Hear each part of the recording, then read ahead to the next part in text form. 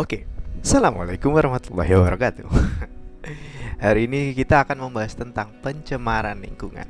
Tapi sebelumnya, apa yang kita akan bahas ini, itu harus kita ketahui dulu apa itu pencemaran lingkungan. Ya, gini ya, banyak definisi dari pencemaran lingkungan tersebut. Tapi kita bisa anggap saja pencemaran lingkungan itu adalah proses di mana masuknya sebuah zat yang tidak diperlukan oleh lingkungan, itu baik dalam bentuk padat, cair, ataupun gas, ataupun dalam bentuk radiasi juga bisa. Nah, empat hal ini adalah yang menentukan apakah suatu lingkungan itu tercemar atau tidak.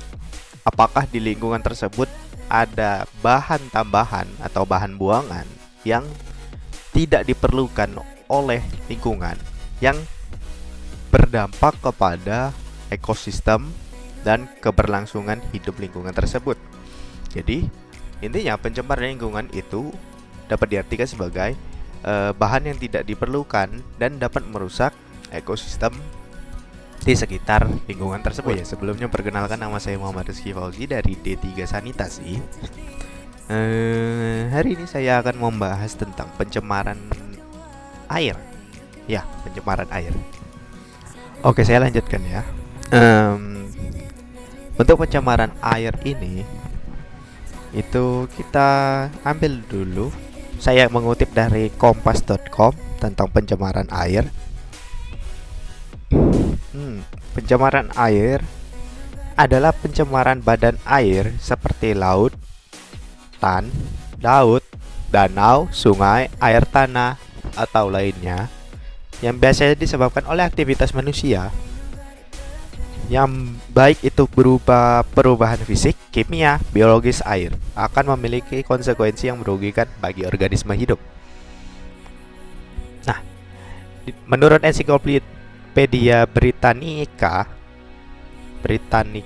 polusi air adalah pelepasan zat ke dalam air tanah di bawah permukaan atau ke danau, aliran sungai, muara, dan lautan ke titik di mana zat mengganggu penggunaan air yang bermanfaat dan fungsi alami ekosistem.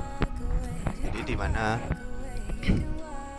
air itu sudah tercemar oleh aktivitas manusia seperti limbah cair, limbah padat, atau mungkin limbah biologis juga bisa. Oke. Biasanya yang paling sering ditemukan di daerah sungai, daerah parit, atau di sekitar pemukiman itu adalah limbah domestik, yang biasa itu berupa sampah-sampah padat, baik itu anorganik maupun non anorganik maupun organik, seperti bekas makanan dan minuman. Kemudian sampah industri yang langsung dibuang tanpa diolah. Biasanya banyak perusahaan nakal yang tidak mengolah limbahnya. Kemudian pestisida dan pupuk kimia yang berasal dari pertanian yang terbawa air lalu ke saluran irigasi. Saluran irigasi biasanya langsung menuju ke sungai. Dan kemudian deterjen. Nah, deterjen ini tahulah berasal dari limbah rumah tangga, yang dari mana proses mencuci piring atau cuci baju. Biasanya itu 4 limbah yang paling sering ditemukan di aliran air sungai ataupun parit di sekitar permukiman. Nah, ada beberapa dampak dari pencemaran lingkungan yang dapat berdampak kepada manusia, yaitu mulai dari penyakit. Pada manusia, minum atau mengonsumsi air yang tercemar dapat berakibat buruk pada kesehatan manusia tersebut, ya kan. Apabila tercemar, mungkin ada bahan kimia atau ya bahan-bahan fisik lainnya yang tidak seharusnya ada di dalam air. Itu dapat menyebabkan ke berbagai penyakit. Yang kedua adalah kerusakan ekosistem.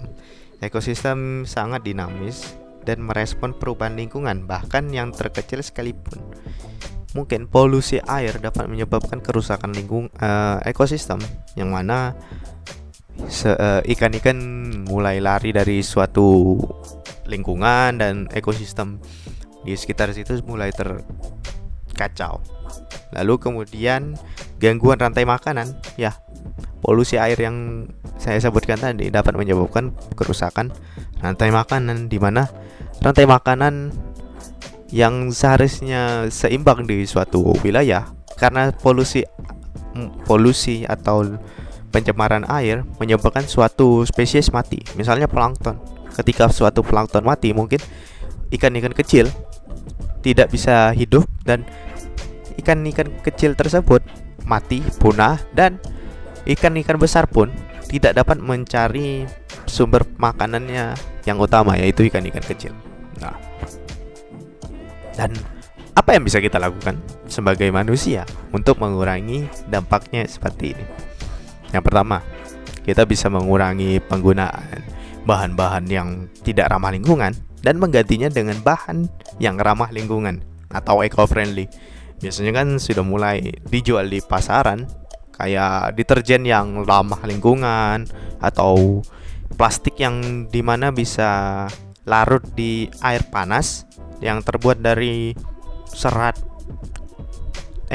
yang terbuat dari tepung jagung atau tepung sagu. Ya, mereka bisa larut dalam air panas dan bisa dimakan oleh hewan. Begitu. Yang kedua, yaitu hemat air. Menghemat penggunaan air itu juga bisa membantu menurunkan pencemaran lingkungan karena kita sedikit menggunakan air. Yang ketiga adalah membuat pengolahan limbah sederhana sendiri di rumah dengan memisahkan mana sampah organik, anorganik, mana yang bisa mana yang terurai, mana yang tidak terurai. Itu sudah merupakan langkah kecil yang bagus untuk mengurangi dampak dari polusi atau pencemaran air tersebut. Baiklah, mungkin itu sekian dari saya tentang masalah pencemaran air.